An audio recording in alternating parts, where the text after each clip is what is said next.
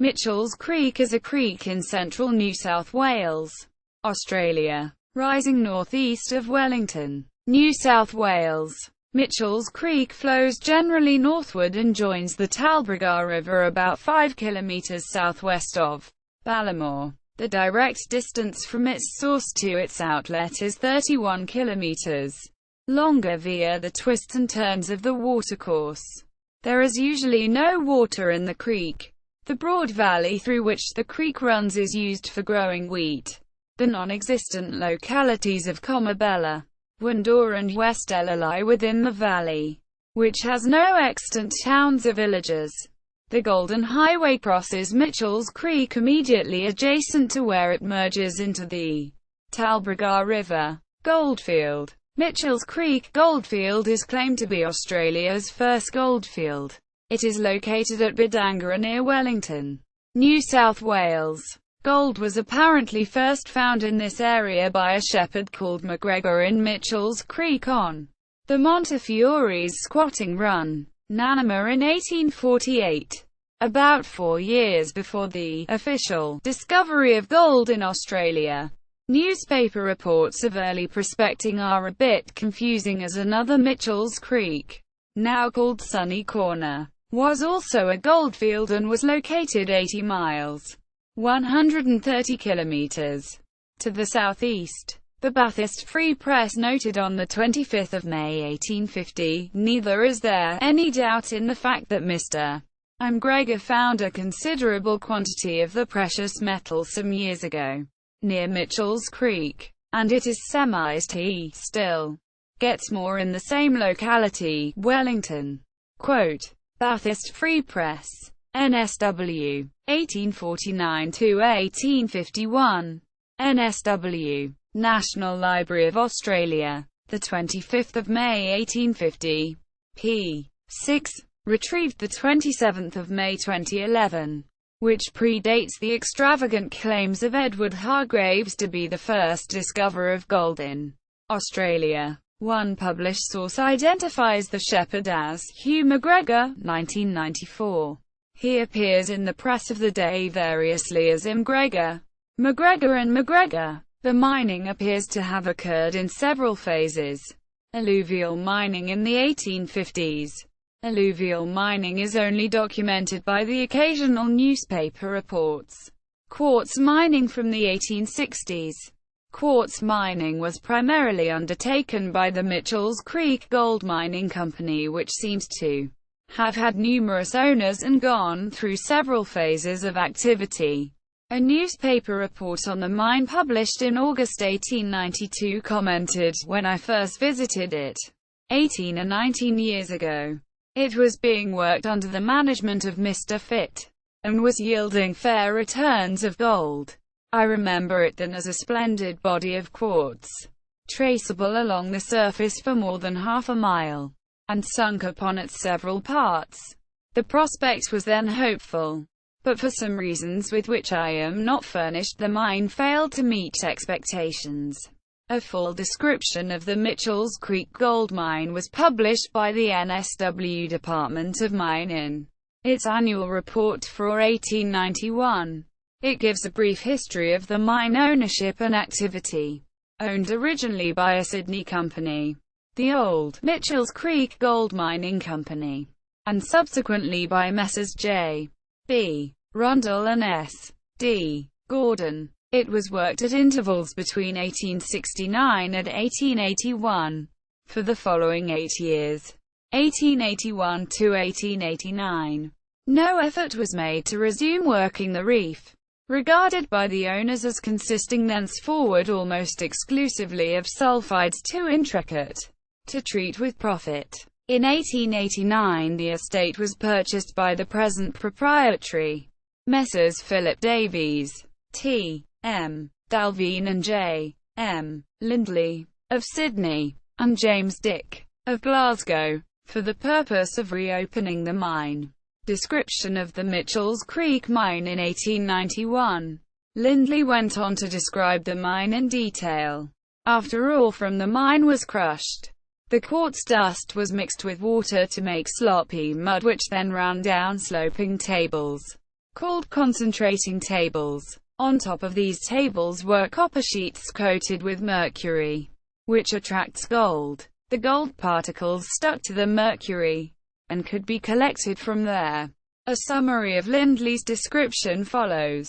The ground comprises an area of 600 acres freehold land, situated close by the Wellington to Gulgong Road, about 8 miles from Wellington Township, in the parish of Badangarra, and overlying the divisional line between the counties of Bligh and Lincoln. It is traversed by a strong quartz reef, between walls of hard black diorite, exceedingly well defined, and with every indication of a permanent character. The plant and machinery may be described as follows. Winding and pumping plant. No. 1 shaft. Comprises vertical Tangi boiler of 10 horsepower, 7.5 kilowatts. Steaming horizontal Tangi engine, with winding gear attached. Also pumping gear. Working to 18-inch, 460 mm, by 5 pumps, with 2 connecting rods, of steam gas pipe, and 3-inch, 76 mm, delivery pipe. The rods rest on friction pulleys. The shaft going down on the underlay of load at an angle of 45 deg. The pump draws the water from depth of 437 feet, 133 meters. In one column, a substantial steel tramway is laid from top to bottom of the shaft, upon which the trucks are hauled by means of steel wire rope attached to drum of the winding gear. This plant is entirely under a substantially built wooden shed, covered with galvanized iron. Winding and pumping plant. No. 2 shaft, is a sister plant to the above described. Crushing plant, erected on the machinery site of the former company, about midway along the reef, consists of a new 27 feet, 8.2 meters, times 6 feet, 1.8 meters, Cornish boiler, with Galloway tubes seated in solid brickwork, and the flues connected with a substantial brick stack. An 18-inch, 460 mm, horizontal engine, driving 15-head stamper battery. Weight per stamper, 784 pounds, 356 kilograms. Length of drop, 8 inches. Speed 75 drops per minute. Inclined wooden tables, 10 feet, 3.0 meters. Long, 4 feet 8 inches, 1.42 meters. Wide, 1 3/4 inch per foot pitch, with 2 mercury wells on table, 1 in middle, 1 at lower end, the intervening space covered by electro-silvered copper plates. 2 ounces electro-silver per super foot. Long 8 feet 2 inches, 2.49 meters. Wide 4 feet 8 inches, 1.42 meters. In front of each box. The remaining space 1 foot 8 inch, 0.51 meters. On each table, being occupied by wooden distributing lozenges, grinding and concentrating plant, about 400 feet, 120 meters, distant from battery, and connected with same by narrow wooden chute, conveying the pulp from stampers. This comprises 120 horsepower, 15 kilowatts, double-cylinder Marshall's portable engine, driving 2 Lamerton grinding mills imported from Glasgow. These regrind the tailings after the stampers, and discharge onto inclined tables, 8 feet, 2.4 meters, by 5 feet, 1.5 meters, with pitch of 1 3/4 inch per foot, covered by electro-silvered copper plates in following order. Top of table, 3 foot, 0.91 meters. Plate, space of 2 feet, 0.61 meters. Unoccupied, bottom plate 3 feet, 0.91 meters. Distributing chutes, wooden launders, and pipes deliver pulp from grinding mill tables to 6 Fruvanna concentrating machines, driven by a Tangi vertical 5 horsepower, 3.7 kilowatts, engine, steamed from the Marshall's portable boiler. Two 7-inch, 180 mm plunger sand pumps, driven from the 20 horsepower, 15 kilowatts portable engine, return wastewater from the tailings dam to the reservoir at Battery through 4-inch, 100 mm cast iron pipes, distance 550 feet, 170 meters. Both battery and concentrating plant is supplied by a line of 3-inch, 76 mm pipes laid down between supply reservoir and the concentrating shed. The concentrating shed, it is very substantially built, and measures 100 feet, 30 meters long by 60 feet, 18 meters wide, and 20 feet, 6.1 meter high to the wall plates. Nearly the whole floor is boarded or bricked, and a large area is kept in perfect order for depositing and bagging pyrites. The whole of the shed is covered with galvanized iron. A drying furnace of brickwork for freeing pyrites from moisture opens from the shed.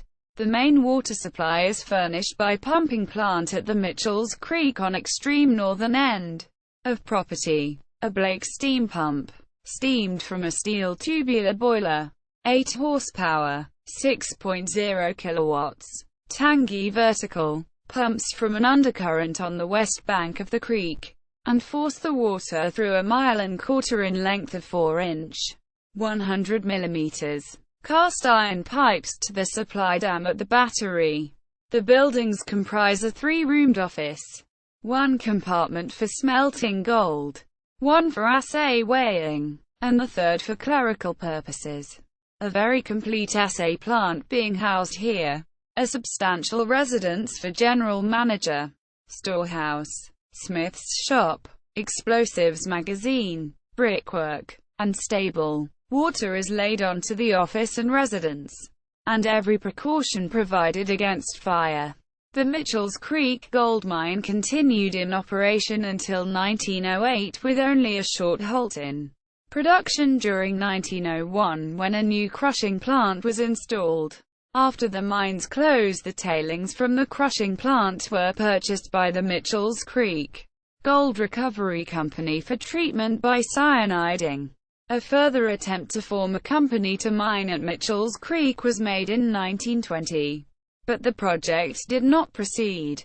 See also: hoist, mining, mineral processing, shaft mining, quartz reef mining, underground mining.